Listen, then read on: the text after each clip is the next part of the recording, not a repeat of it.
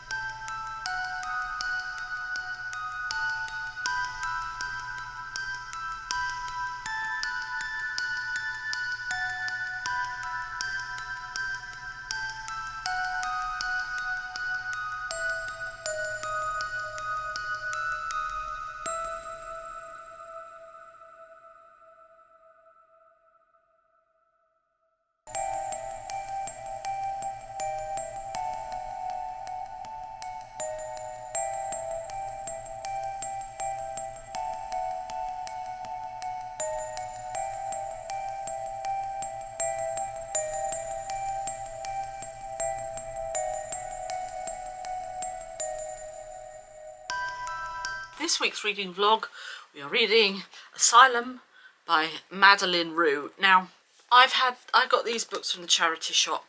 I picked this one up, and I've also picked up the Sanctum. These are, as you can see here, come on, focus. As you can see, they're 13 plus, so I'm not really expecting anything too scary. As I said in my last vlog, I don't really like anything too scary because, you know, when you're lying in bed and that, your mind starts going, ah. So I thought I'd give these a go.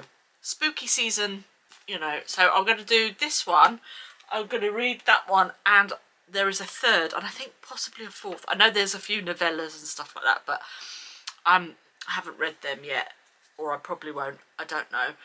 It's okay. We are following Daniel Crawford,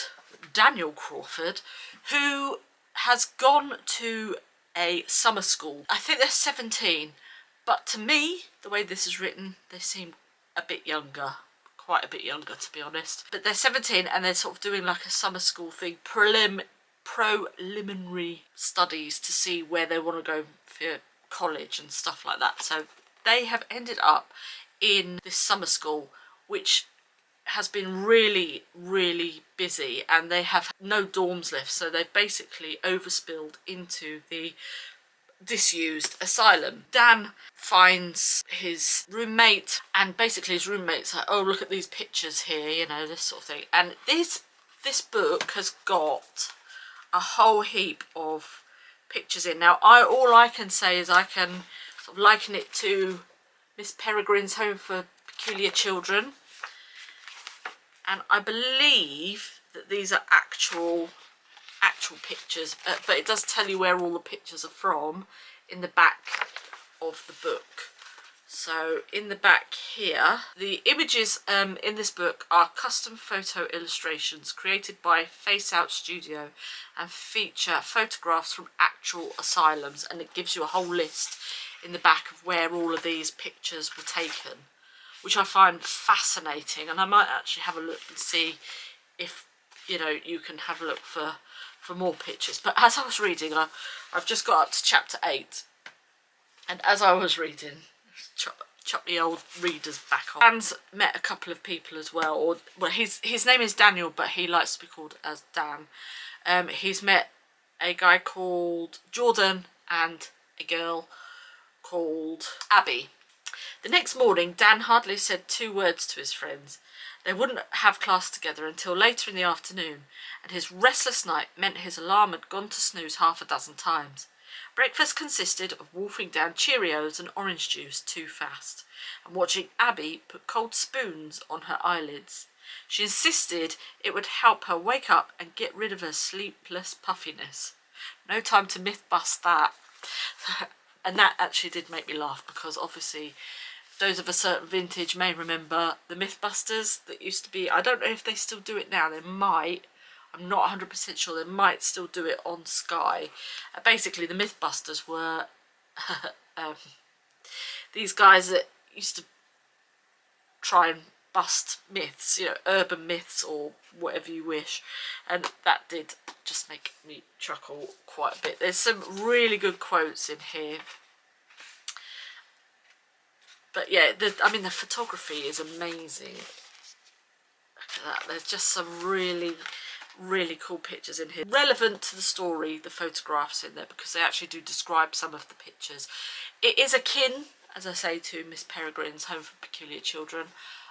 In my opinion, I think Miss Peregrine's Home for Peculiar Children used the pictures better. However, I think the storyline in this is a little bit better than Miss Peregrine's Home for Peculiar Children. That may be because I'm not the demographic that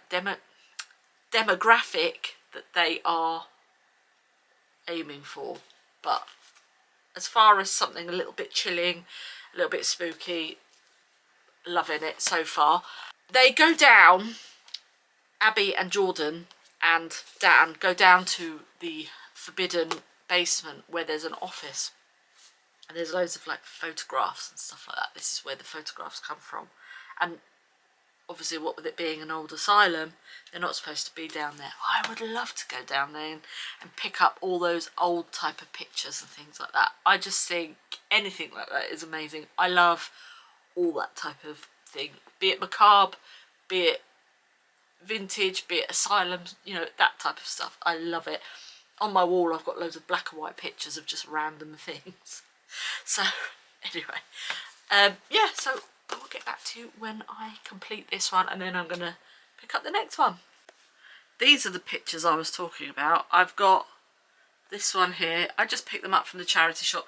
There's this one, the lady on the bike. I love her. I just think these sort of pictures are just a great record of social history, really. And here's another one. These are the salty dogs from Whitby. There's Whitby, that's the church right up there. That's the Whitby church. The abbey is just further over. But yeah, look, these salty dogs. I just love photographs like that. So yeah.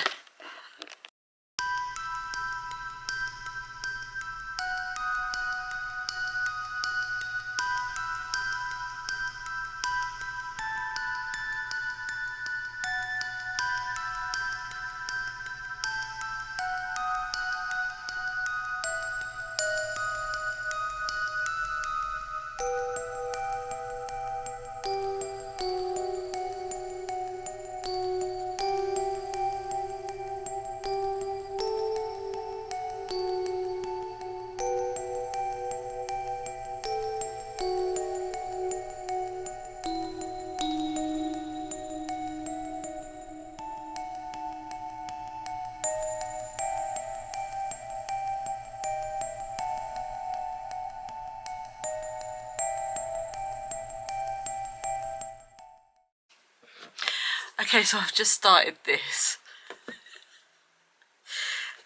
and to sort of go on to what I was saying earlier when I was talking about the pictures in this one, it goes on to say, quite funny, obviously they've gone back to the asylum. Dan went off to go and see Felix, who is in a mental institution at the moment.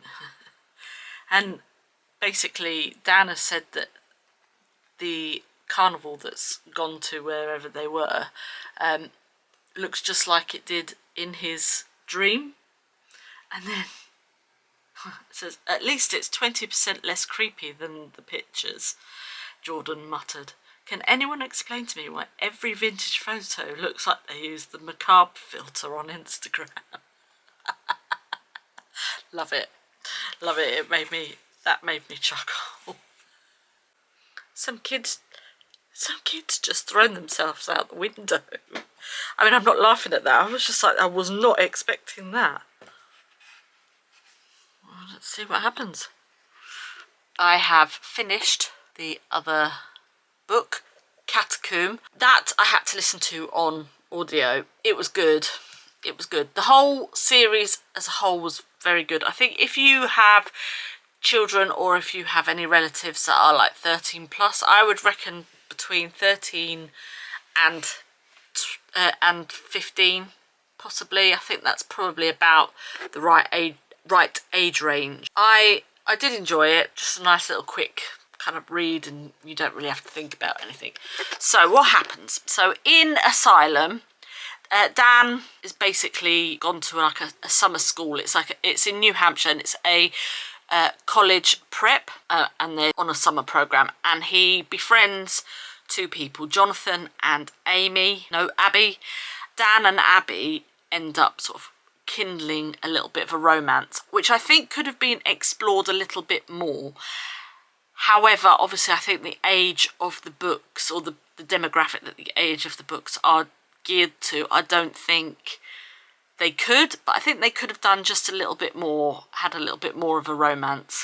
Basically they get drawn into mysteries of the dorm that they're staying in. The dorms that they're staying in is an asylum of a psychiatric hospital, basically. And they basically find out that one of Abby's relatives was a patient there. They go down into the depths of the hospital and find pictures and files and things like that. And they also find out, or that you kind of find out, that there is a warden who used to be at the dorm or the psychiatric hospital, and he is related to Dan. So this all sort of pans out and plays out, and there are deaths. There are some of the characters, not the main characters, but some of the characters do actually get killed, and they also discover that there was a serial killer then. Their name was the Sculptor. This is all the revelations that you find out in the first one. Things happen, and then they all end up going home. The next book, Sanctum, Dan and Jordan and Abby decide to return to this prep school and investigate what happened in the last book.